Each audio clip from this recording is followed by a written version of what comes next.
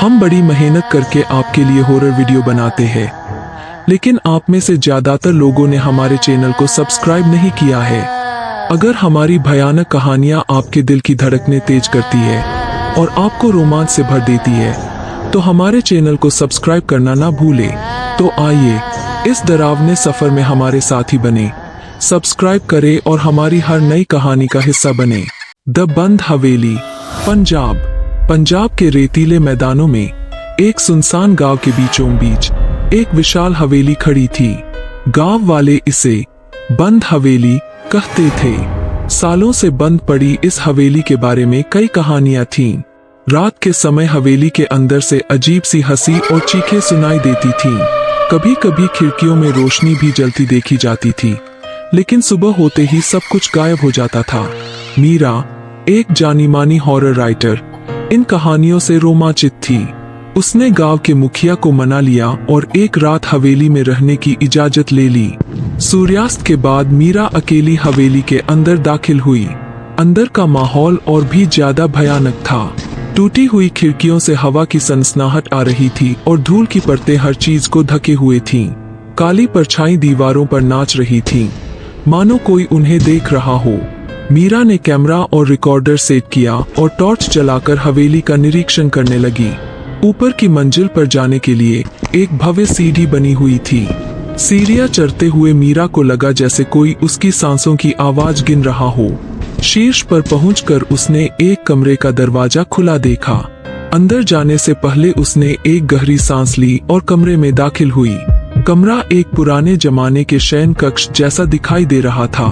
दीवार पर एक बड़े से शीशे के सामने एक महिला का मेकअप टेबल सजा हुआ था। अचानक शीशे में मीरा की परछाई के पीछे एक और आकृति दिखाई दी।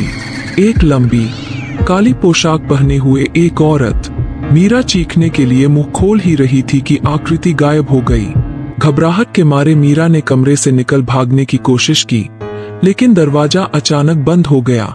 उसने जोर लगाकर दरवाजा खोलने की कोशिश की, लेकिन दरवाजा नहीं खुल रहा था। तभी उसे पीछे से किसी के बालों के छूने का एहसास हुआ। घबरा कर उसने मुड़कर देखा। शीशे में उसकी परछाई के पीछे खड़ी थी वही काली पोशाक वाली औरत धीरे धीरे मीरा की तरफ बढ़ने लगी। मीरा चीखने लगी, लेकिन उसकी आवाज कमरे के अंदर ही कैद होकर रह गई। औरत अब मीरा के बिल्कुल सामने थी। उसने अपना चेहरा मीरा के करीब लाया। मीरे की चीखें रुक गईं। उसका चेहरा सफेद पड़ गया। औरत के चेहरे पर कोई आंखें नहीं थीं, सिर्फ दो खाली गहरे कुएं थे। लेकिन डर के उस पल में मीरा ने देखा कि औरत की काली पोशाक फटी हुई थी। उसके फटे हुए कपड़े के नीचे से एक चमकदार चीज दिख रही थी, एक छोटा सा कैमरा। एक झटके में मीरा को सारी कहानी समझ में आ गई। यह कोई भूत नहीं थी, बल्कि एक जानी मानी हॉरर फिल्म मेकर सोनिया थी। सोनिया सालों से बंद हवेली में रहती थी और रात के समय अजीब सी आवाजें निकालकर और रोशनी जलाकर भूतों की कहानियां फैलाती थी। मीरा ने जोर से दरवाजा खटखटाया। सोनिया जी, ये मैं हूँ। मीरा। थोड़ी देर बाद दरवाजा खुला और सोनिया सामने खड़ी हो गई। मीरा को देखकर वह चौंक गई। आप यहाँ? सोनिया ने अवाक होकर पूछा। मीरा ने कैमरा सोनिया की तरफ बढ़ा दिया। मुझे पता चल गया है आपका खेल। सोनिया ने कैमरा लेने के लिए हाथ बढ़ाया, लेकिन मीरा ने पीछे हटा लिया। नहीं, अब आपका ये खेल खत्म होता है। मैं सबको बताऊंगी कि बंद हवेली में कोई भूत नहीं है, सिर्फ एक सनसनीखेज कहानी गढ़ने वाली फिल्म मेकर है। सोनिया कुछ देर चुप रही, फिर हंस पड़ी। तुम ये कहानी कैसे बताओगी? कोई तुम्हें यकीन नहीं करेगा। गांव वाले सालों से भूतों की कहानियां सुनते आए हैं, वे मेरी कहानी पर ही यकीन करेंगे। मीरा ने मुस्कुराया।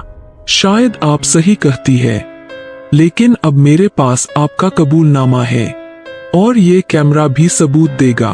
कुछ दिनों बाद मीरा ने एक लेख लिखा, जिसमें उसने बंद हवेली के भूतों का भंडाफोड़ किया। उसने सोनिया का इंटरव्यू भी लिया, जिसमें सोनिया ने अपनी हरकतों को कबूल कर लिया। बंद हवेली का रहस्य खुल चुका था। गांव वाले पहले तो यकीन नहीं कर पाए, लेकिन सबूतों के सामने उन्हें सच मानना पड़ा। सोनिया को फिल्म इंडस्ट्री से बहिष्कृत कर दिया गया। हालांकि एक सवाल अभी भी बाकी था। रात के समय हवेली से कभी कभी आने वाली अजीब सी हंसी की आवाज आखिर किसकी थी? Subscribe Fear Fuse for more.